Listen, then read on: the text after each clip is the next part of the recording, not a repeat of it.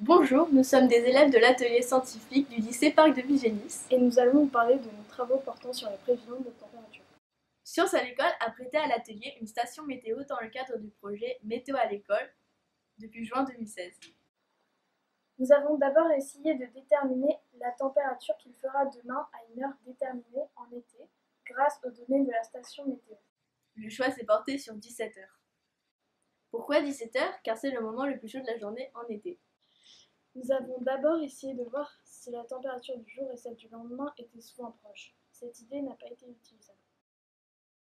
On a ensuite décidé d'approcher notre courbe polynomiale en résolvant des systèmes à l'aide de SWP. Cette idée a été abandonnée. Sur les représentations graphiques des températures en fonction du temps, on remarque que plus la pente est élevée entre 9h et midi, plus l'écart entre la température minimale et maximale est important.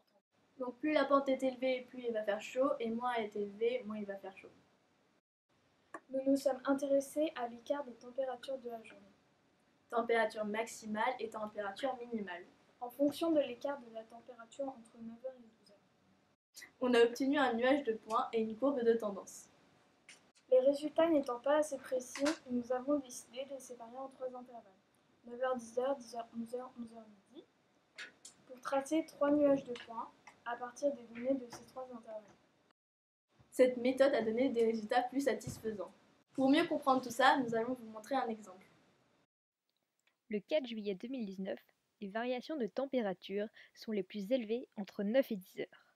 On applique donc la première formule. On trouve un résultat très proche de la réalité. Merci de nous avoir écoutés et suivez-nous sur nos différents réseaux sociaux.